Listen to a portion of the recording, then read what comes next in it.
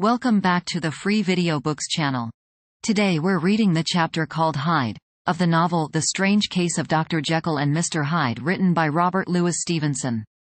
Before we get started, why not like and subscribe?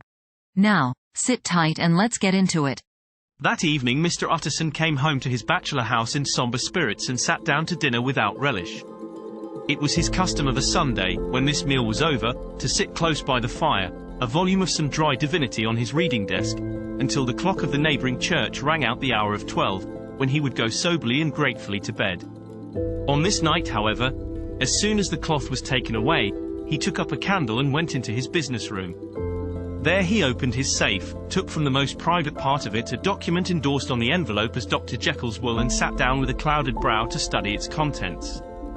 The wool was holograph, for Mr. Utterson, though he took charge of it now that it was made, had refused to lend the least assistance in the making of it.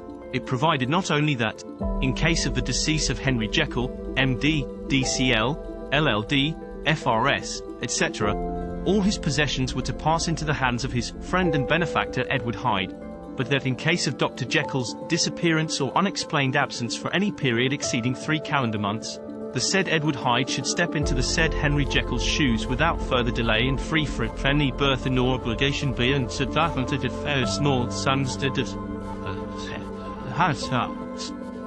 This document had long been the lawyer's eyesore. It offended him both as a lawyer and as a lover of the sane and customary sides of life, to whom the fanciful was the immodest. And hitherto it was his ignorance of Mr. Hyde that had swelled his indignation. Now, by a sudden turn, it was his knowledge. It was already bad enough when the name was but a name of which he could learn no more. It was worse when it began to be clothed upon with detestable attributes, and out of the shifting, insubstantial mists that had so long baffled his eye, there leaped up the sudden, definite presentment of a fiend. "I thought it was madness," he said, as he replaced the obnoxious paper in the safe, "and now I begin to fear it is disgrace."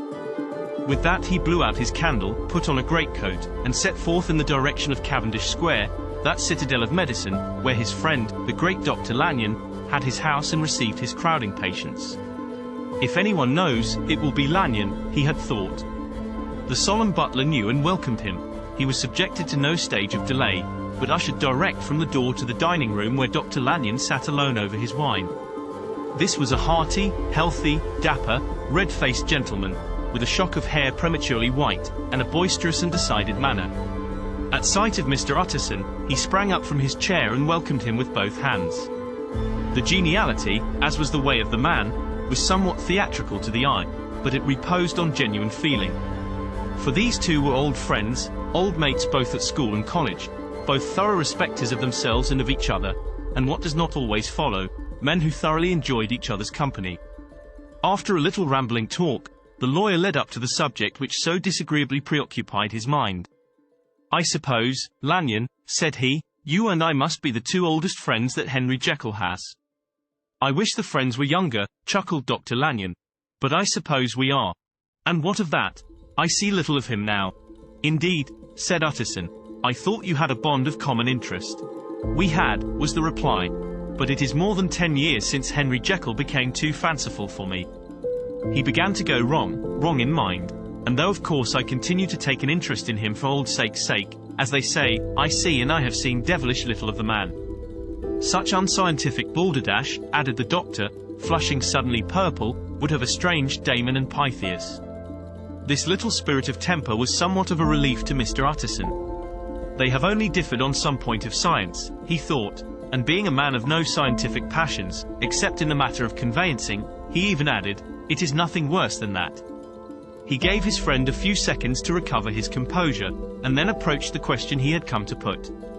"Did you ever come across a proto-copyright copyright of his one Hyde?" he asked. "Hyde?" repeated Lanyon. "No, never heard of him. Since my time."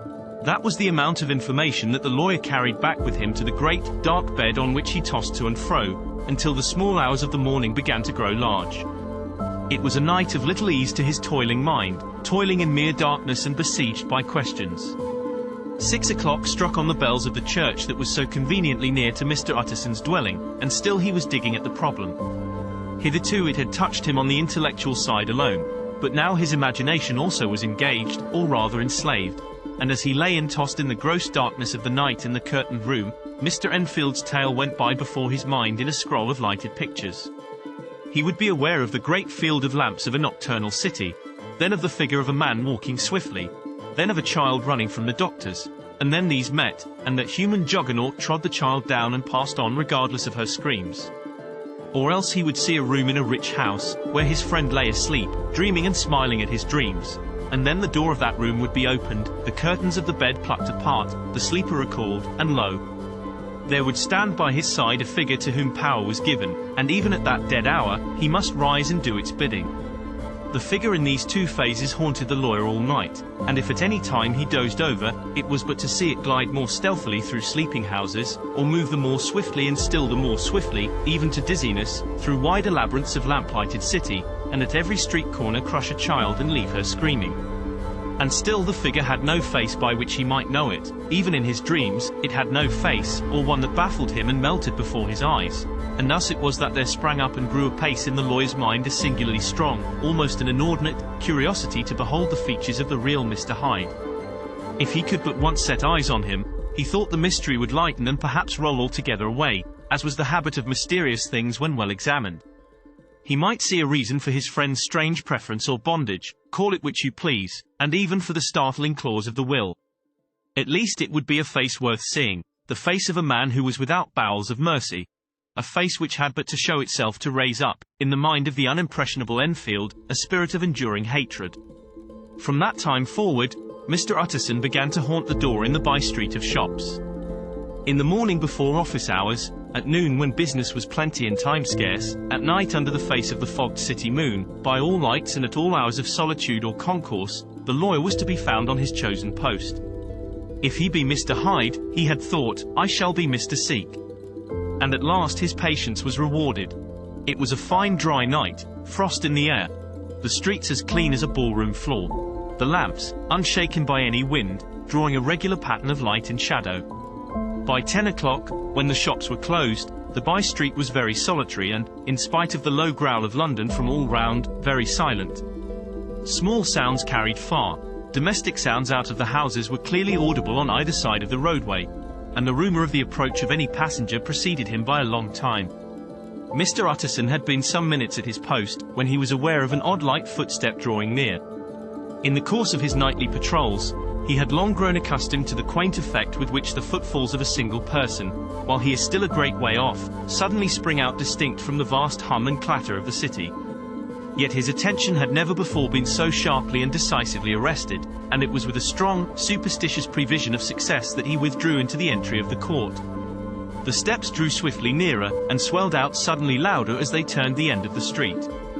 The lawyer, looking forth from the entry, could soon see what manner of man he had to deal with.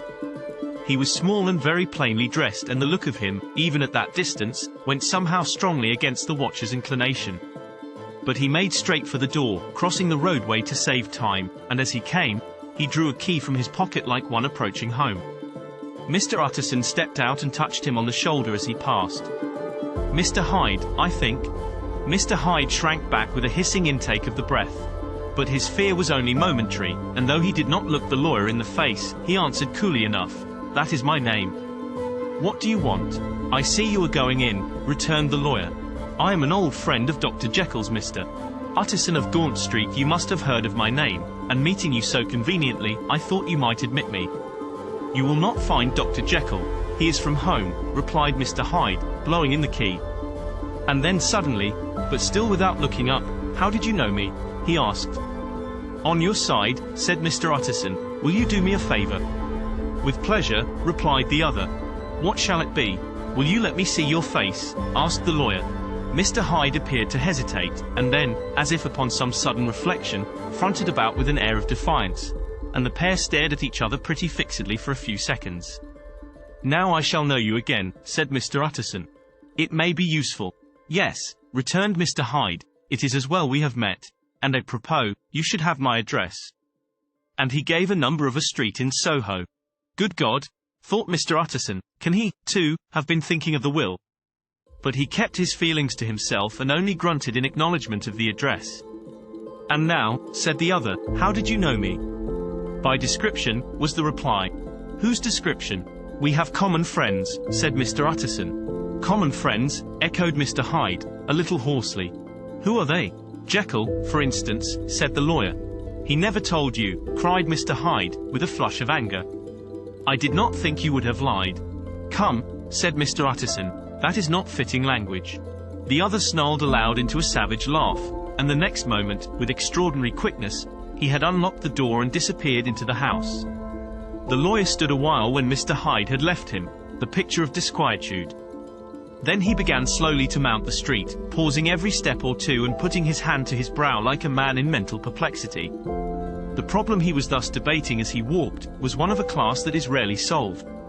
Mr. Hyde was pale and dwarfish. He gave an impression of deformity without any nameable malformation. He had a displeasing smile. He had borne himself to the lawyer with a sort of murderous mixture of timidity and boldness, and he spoke with a husky, whispering and somewhat broken voice. All these were points against him, but not all of these together could explain the hitherto unknown disgust, loathing and fear with which Mr. Utterson regarded him. There must be something else, said the perplexed gentleman. There is something more, if I could find a name for it. God bless me, the man seems hardly human. Something troglodytic, shall we say? Or can it be the old story of Dr. Fell? Or is it the mere radiance of a foul soul that thus transpires through, and transfigures, its clay continent? The last, I think. For, oh my poor old Harry Jekyll, if ever I read Satan's signature upon a face, it is on that of your new friend. Round the corner from the by-street, there was a square of ancient, handsome houses, now for the most part decayed from their high estate and let in flats and chambers to all sorts and conditions of men. Map engravers, architects, shady lawyers and the agents of obscure enterprises. One house, however, second from the corner, was still occupied entire, and at the door of this, which wore a great air of wealth and comfort, though it was now plunged in darkness except for the fanlight, Mr. Utterson stopped and knocked. A well-dressed, elderly servant opened the door. Is Dr. Jekyll at home? Poole, asked the lawyer. I will see, Mr. Utterson, said Poole, admitting the visitor, as he spoke, into a large, low-roofed, comfortable hall paved with flags, warmed, after the fashion of a country house, by a bright, open fire, and furnished with costly cabinets of oak. Will you wait here by the fire, sir? Or shall I give you a light in the dining room? Here, thank you, said the lawyer, and he drew near and leaned on the tall fender. This hall, in which he was now left alone, was a pet fancy of his friend the doctor's, and Utterson himself was wont to speak of it as the pleasantest room in London. But tonight there was a shudder in his blood, the face of Hyde sat heavy on his memory, he felt, what was rare with him, a nausea and distaste of life, and in the gloom of his spirits, he seemed to read a menace in the flickering of the firelight on the polished cabinets and the uneasy starting of the shadow on the roof. He was ashamed of his relief, when Poole presently returned to announce that Dr. Jekyll was gone out. I saw Mr. Hyde go in by the old dissecting room, Poole, he said. Is that right, when Dr. Jekyll is from home? Quite right, Mr. Utterson, sir, replied the servant. Mr. Hyde has a key. Your master seems to repose a great deal of trust in that young man, Poole, resumed the other musingly. Yes, sir, he does indeed, said Poole. We have all orders to obey him. I do not think I ever met Mr. Hyde, asked Utterson. Oh, dear no, sir. He never dines here, replied the butler. Indeed, we see very little of him on this side of the house. He mostly comes and goes by the laboratory. Well, good night, Poole. Good night, Mr. Utterson. And the lawyer set out homeward with a very heavy heart. Poor Harry Jekyll, he thought, my mind misgives me he is in deep waters. He was wild when he was young, a long while ago to be sure, but in the law of God, there is no statute of limitations. It must be that, the ghost of some old sin, the cancer of some concealed disgrace, punishment coming, peed Cloudo, years after memory has forgotten and self-love condoned the fault. And the lawyer, scared by the thought, brooded a while on his own past, groping in all the corners of memory, lest by chance some jack in the box of an old iniquity should leap to light there. His past was fairly blameless, few men could read the rolls of their life with less apprehension, yet he was humbled to the dust by the many ill things he had done, and raised up again into a sober and fearful gratitude by the many he had come so near to doing yet avoided. And then by a return on his former subject, he conceived a spark of hope. This Master Hyde, if he were studied, thought he must have secrets of his own. Black secrets, by the look of him. secrets compared to which poor Jekyll's worst would be like sunshine. Things cannot continue as they are. It turns me cold to think of this creature stealing like a thief to Harry's bedside. Poor Harry, what awakening! And the danger of it. For if this Hyde suspects the existence of the will, he may grow impatient to inherit. I must put my shoulders to the wheel if Jekyll will but let me, he added, if Jekyll will only let me. For once more he saw before his mind's eye, as clear as transparency, the strange clauses of the will. Did you enjoy today's chapter of The Strange Case of Dr. Jekyll and Mr. Hyde? Why not subscribe and ring the bell? Next time we'll be reading the chapter, Jekyll Was Quite at Ease. Don't miss it.